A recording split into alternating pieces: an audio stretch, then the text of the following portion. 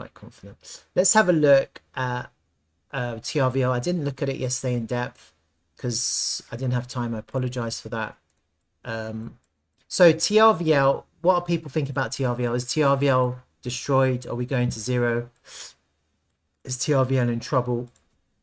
What's happening with TRVL? Well, look, I've been playing around with different Elliott waves.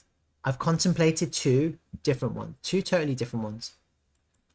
And now that we have more data, I can confidently say I know which trajectory we were on now. Whereas before I wasn't sure. That's why I have different ideas. When you have different ideas, you're not 100% sure. So you have to come up with different ideas. But when one of them actually plays out, then you can be confident about the future ideas. Okay. So I've been looking at TRVL and going, what's going on? What's happening with the Elliott waves? Elliott waves can't be broken. They are rules.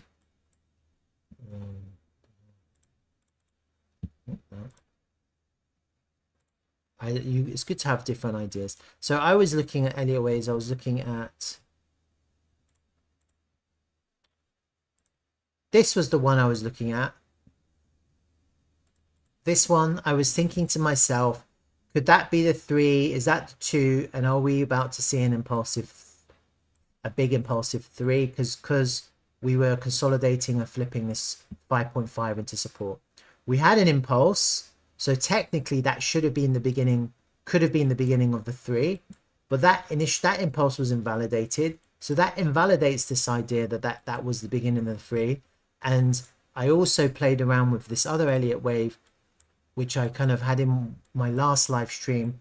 Could that be the 5? And the reason I said that was because I was seeing a bearish reaction from 9 cents. Yeah. So if you go back to my last TRVL video, yeah, I said I was contemplating a different kind of Elliott wave.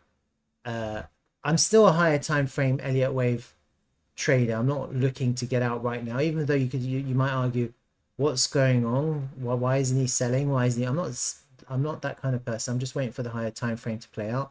Okay. But here, when I was looking at, this is it. Remember this?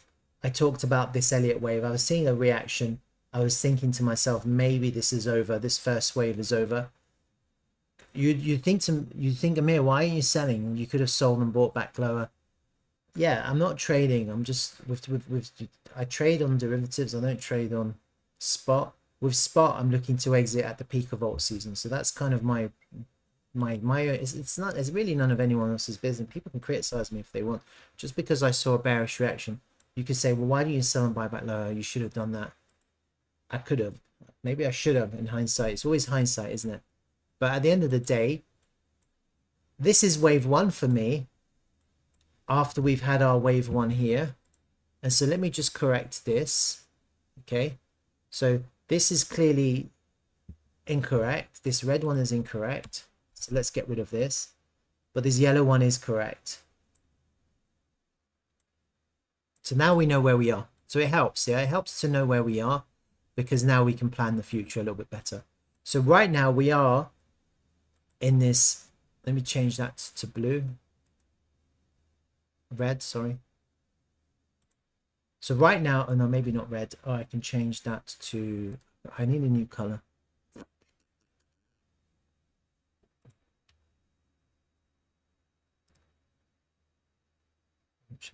Right. So right now we're in this red 3. 1, 2, 3, 4, 5, and we've completed our yellow 1. Right? We've completed our yellow 1. We've completed 1, 2, 3, 4, 5. This clears everything up because now we know where we are. This is a 1, 2, 3, 4, 5. Sorry. This light blue is incorrect. This light blue one was actually correct the first time I did it. That was your wave 1. Wave 2 was a flat. We had our wave 3. It makes sense now because our wave 3 was shorter than our wave 1 in this context, which meant that our wave 5 had to be shorter to complete our wave 1. That is our wave 1 completed. Okay.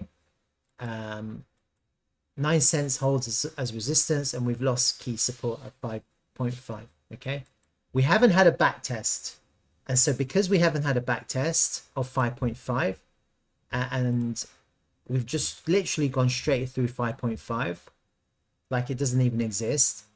It was holding a support here, here, and here, and then this last time we just went through it. It didn't even offer any kind of support. So while I think to get a back test and find resistance would be bearish, I'm not actually expecting it. I'm not really expecting this. It could happen. I'm not expecting it. I'm actually expecting it to not hold as resistance. It's unusual to say that, but I think because this last time we've gone straight through it without offering any support, considering that 5.5 was massive support. Yeah. So this is the logic. We know that 5.5 is big support. This is a fact. But this last time that we went down, 5.5 offered zero support. No support. And because 5.5 offered no support, I'm actually not expecting 5.5 to offer any resistance. Does that make sense? Because it offered no support. Even though 5.5 is big support, okay, the reality is because 5.5 offered no support this time that we dropped, yeah, I'm not expecting it to offer resistance on the way back up. So actually this makes our life a lot easier to go back up because it didn't offer support the last time we hit 5.5. That's the most important time, the last time, okay? Because it was big support. And therefore, we have a chance of a really bullish recovery if this is the if this is it, if this is the low. I don't know if this is the low. I can't tell you that because it is always possible, as always, for the price to continue one more to push up. You know, like I don't know. Okay, I don't know if this is low. It looks like it could be the low. It looks like we could have come back in to test these highs a little bit. And the other thing that I'm seeing on from a pattern, as a pattern trader, because I do both, I'm a pattern trader too, like I like patterns a lot, is if I hide these EW waves, and this, let me just hide that fib retracement, and let me just hide this fixed range. What I do like is this inverse head and shoulders pattern here of sorts for a breakout, and this is the neckline test of the pattern. The pattern, the neckline of the pattern, we're coming into it now. We've come into it now. This, it's a bit of an area because you can see it's kind of lining up with these lows here, and also slightly lower to the actual neckline. Okay, for me this is a little bit of an area. This is a back test of a higher time frame inverse head and shoulders bottoming pattern. Okay, that's your breakout. This is the test. Yeah, 5.5, which I considered as strong resistance support, I no longer consider strong resistance because as we've come down to test it, it's offered no support. Okay, so I don't think 5.5 is going to be a problem anymore. Okay, I think it's gone as a level. It's just probabilities. Okay, for reasons I can't explain, it could offer resistance. Okay, but I don't think it will. I think we'll go up, and then we have to see what happens because we have put in a lower low on the higher time frame, on the daily time frame. And what you don't want to do now is to go up and go back down and put in a lower low here and change structure, market structure, into bearish on the daily time frame. We don't want to do that.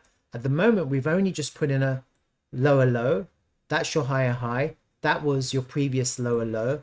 So right now, we've just put in our first signifying change, which is a lower low on the daily time frame.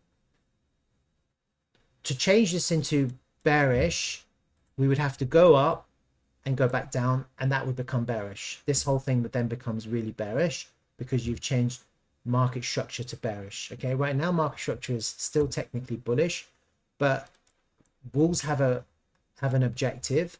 They have to take out 9 cents. Now if we go up, however we get up, and we take out 9 cents, right now, the price right now becomes your higher low, and the new price high becomes your higher high. And you wish you would have wished you bought at 4.4, wherever we are now, 4.5, 4.6, at a back test of this inverse head and shoulders pattern. So really, this is a great place to pick up TRVL, right? I don't think 5.5 is going to offer any resistance. So I think the next big test would be if we can get an impulsive, it will be impulsive because the price came down quickly. So it will probably go up really quickly. And then our next destination, our next that will be our first wave. Whenever this happens, this could be our first wave. And this is now, for me, going to be the big wave, the really big wave, the three of the three, the big wave. Okay, could it be now? Or could it be next week? Or could it be at the beginning of January? Could the price now start to consolidate here? The price could totally start to consolidate here. Even consolidate upwards and then go up like that for an impulsive wave. And this is the big wave for me, this next wave, the big three. I don't know how we're going to get to where we're going to go. I think whatever happens, I would like to see, so let me just kind of do a trend-based fib extension.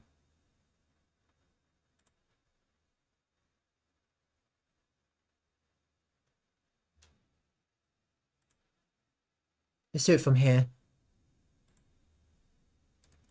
You have to get to the 1-to-1, and an extended move would take us to the 1.618. Okay. I'd like to see that happen in 5 waves, 5 distinctive waves. Okay. Similar to this wave 1, but this is the bigger move. All right. Could it happen from here?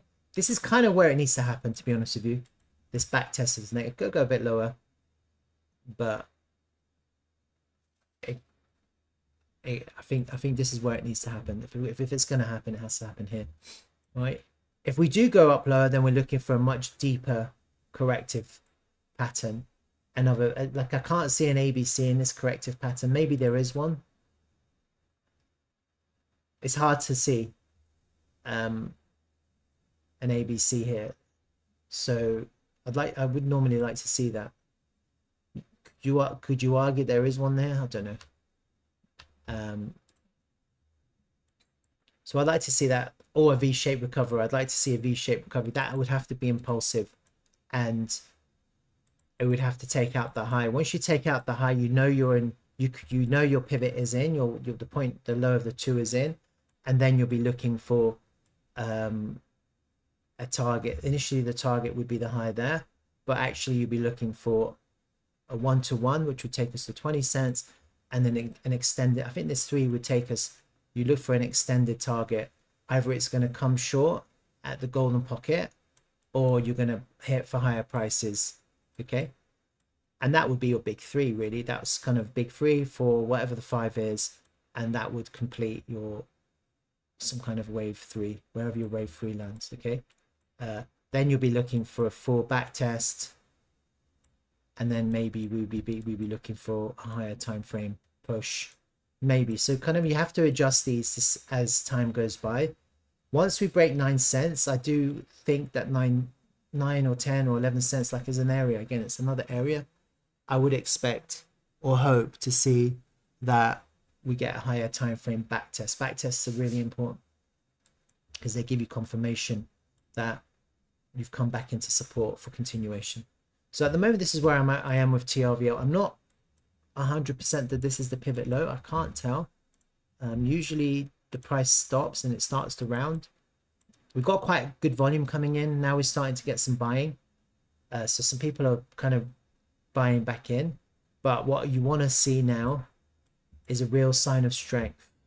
A sign of strength would be a V-shaped recovery, actually.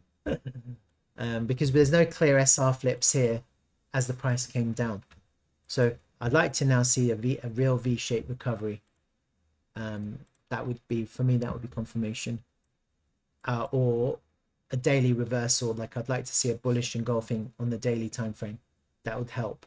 So right now we're still in a red candle. So it's obviously not going to happen today. tomorrow I'd like to see, if possible, a nice green candle to close higher for a bullish reversal pattern on the daily candle. As long as then we have continuation, then you could end up going up, up, up, up, up and away. That has largely got everything to do with Bitcoin. So if Bitcoin now starts going up like like there's no tomorrow, then all of these altcoins will follow. All right, and then this all makes sense. Okay, so let's just see what happens. I mean, this is kind of where I'm at the moment. Could we go lower? If we start go lower, then you've lost this neckline of this inverse head and shoulders. We're looking for a much deeper correction. Okay, much deeper, and I can't predict where that's going to happen, to be honest with you. When I look at the volume levels, let me have a look. So we kind of look where we've landed. We've landed at the value area high. It's a tough one, because this is where I expect the price to find support, to backtest the value area high. Yeah. If we lose this value area, this is really important area. Unfortunately, we're possibly heading back to 2.2 cents. And that's just the reality of the way the price moves for a really deep two correction here. I don't want to see that. Okay, right now we're finding support on the value area high. This is the right place for the price to find support if we're going to have a continuation for the upside. All right, for continuation on this wave.